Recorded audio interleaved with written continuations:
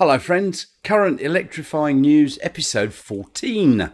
The new Dacia Spring has become the most affordable EV in the UK and Europe.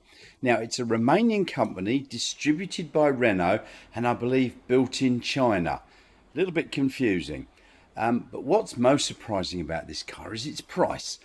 It's just a few quid under £15,000 British, and that equates to around 29,000 Australian dollars. Now that's an impressive price, and seeing as it's now in the UK, that means it's in right-hand drive. I'll tell you later whether it's coming to Australia or not.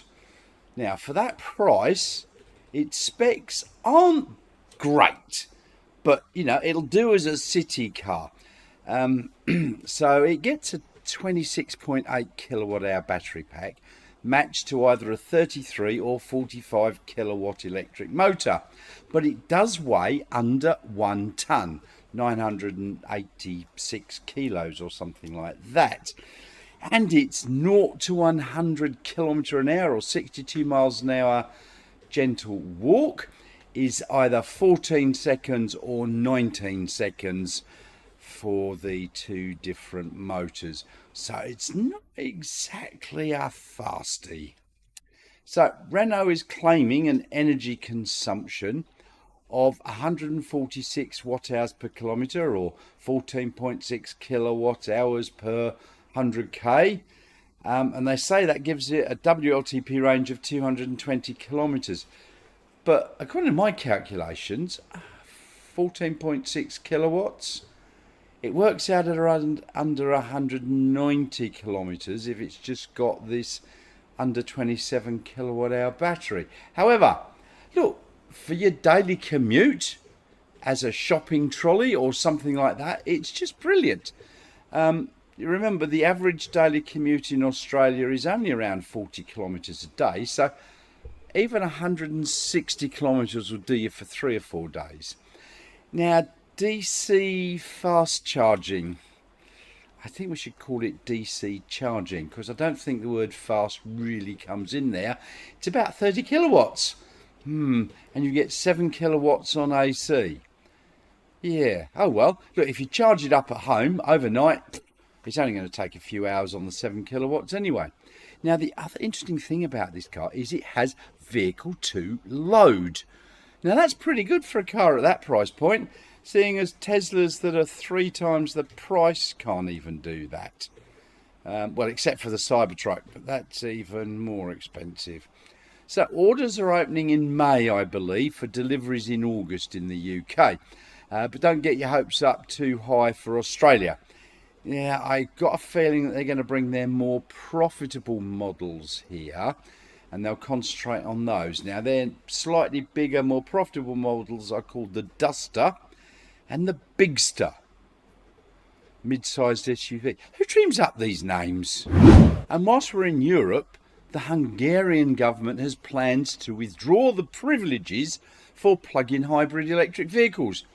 They intend to cancel the green licence plate and all its associated benefits. Now, some of those lost benefits include free parking, registration tax, road tax, car tax, property tax. I don't know if they're free or greatly reduced.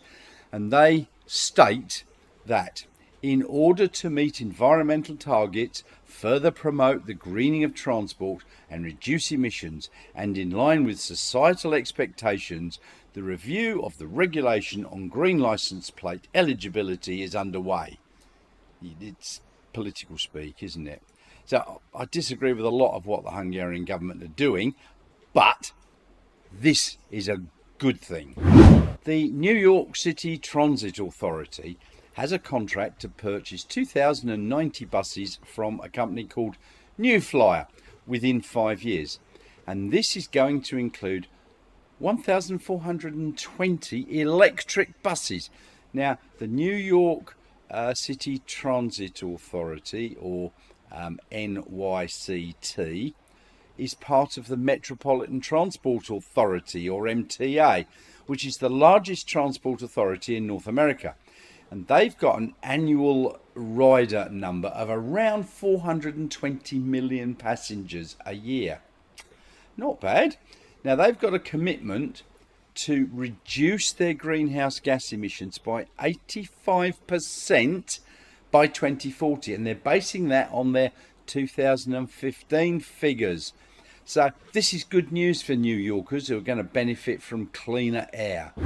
There's a joint venture between Daimler Trucks and the Traton Group and the Volvo Group, and they've announced the first truck charging park in France, south of Rouen, which is going to be operational next month, apparently. Now, Rouen is just northwest from Paris, and this truck charging park is situated just 4 minutes off the A13 motorway, halfway between Paris and Le Havre. Now, Milance, which is the company that's building this, says that it's going to be open for all trucks, and it will provide other amenities for truck drivers, such as a rest area, toilet, showers, and a restaurant. Now, initially, it's going to be equipped with 4 high-performance CCS chargers, providing up to 400 kilowatts of charging power each. That's pretty reasonable. And in the second phase of the expansion, who knows when that will be, they're going to put in their megawatt chargers. At Giga Berlin, it looks like power was restored much earlier than expected, about Monday evening. And production looks like it's already commenced again. So it seems that the power company EDIS or EDIS worked 24/7 to get the power restored. And that's pretty good. Elon visited there this week, and it was announced by their CEO that the workers in Giga Berlin were going to get a pay rise and a bonus scheme. Nice one. BYD currently uses its e-platform 3.0 for its battery electric vehicles. It's been reported that they are working on an upgraded platform, version 4.0, to come out later this year. Now, apparently version 3 provides an 800 volt architecture with their LFP blade batteries and forms the basis for most of BYD's current EVs, Atto 3, Seagull, Dolphin and the Seal. Now, the upcoming e-platform 4.0 further improves with the integration of components and should result in cheaper builds. Price down or profits up? The Thai government is apparently negotiating with 2 major manufacturers about setting up production facilities in the country. Now, Kia are in talks, as well as Tesla, about a possible EV and battery production facility. Now, Reuters have reported on the talks, citing government sources. Now, according to Reuters, Tesla have conducted a site survey late last year, and the Thai government has promised them 100% pure green power for their factory. Now, that's a good thing. Thailand is well situated in the Asian region. Plenty of incentives for companies to set up there, which is probably why it's already lured the likes of many Chinese companies such as MG, GAC Aeon, Nita, Great Wall, S-Volt, Goshon High-Tech and Eve Energy. Yeah, interesting days ahead, because they're right-hand drive. That means we could be getting them in Australia. Now, there's a Californian electric tuk-tuk manufacturer, Beliti Electric, and it started construction of a new manufacturing facility in Hyderabad in India. Now, this plant is going to produce battery packs in addition to their 3-wheeled tuk-tuks.